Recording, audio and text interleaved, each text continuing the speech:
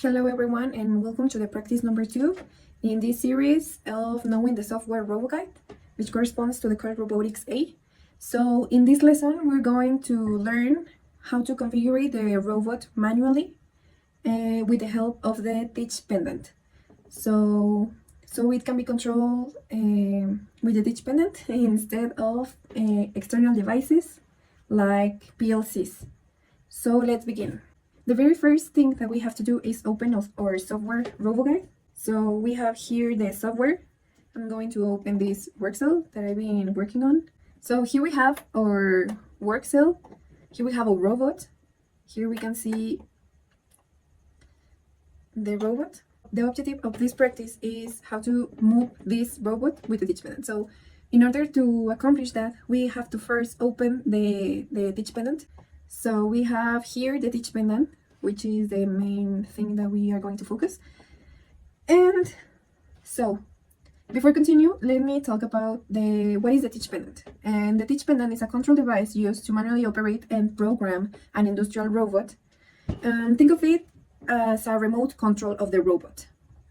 Some of the key components of the teach pendant are typically the feature screen. We have it right here. A joystick or directional keys for precise movement, which are these ones, a keypad for data input, and a critical emergency stop.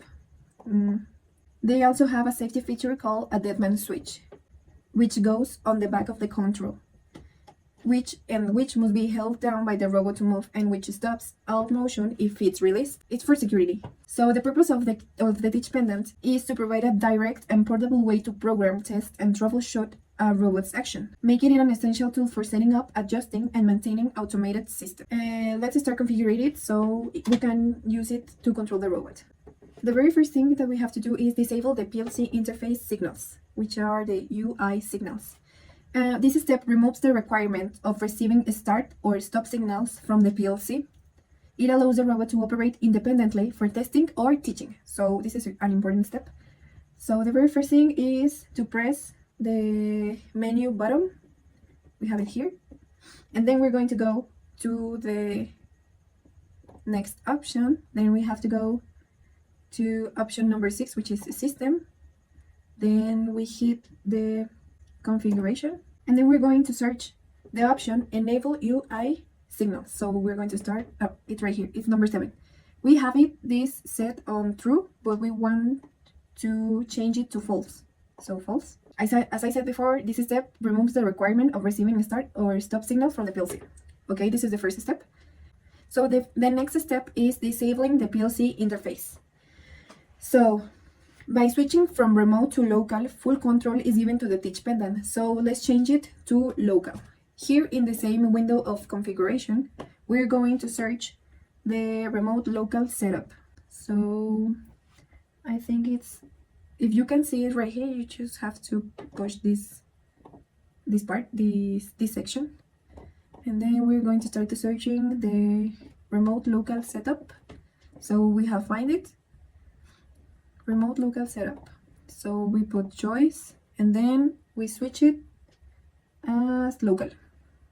So this ensures that the operator can move and configure the robot directly. So it's very simple, it's not hard. And finally, we are going to follow 3 steps. And the last step is to disabling handbroken detection. So in this same window, we are going to search the handbroken. So here we have the handbroken. Now we push the button enter. And then we have enable. We are going to disable. So we just push this button. And now it's disabled. Now we go back with the prep button. In this step, normally the system stops the robot if the operator is not holding the teach pendant correctly. For initial setup, this detection is disabled to avoid unnecessary stops while configuring. So one last thing that I would like to tell you before closing this practice is that these steps make the robot independent from the PLC and safety interlocks. So the operator has complete manual control during the setup phase. Later, when the system is ready for production, these features are usually reactivated for safety. So that will be all the configuration for this practice. Now we can close the teach pendant. So that will be all for this practice. In future lessons, we're going to practice more about the teach pendant and the controls and so. And well, see you on the next video. Thank you.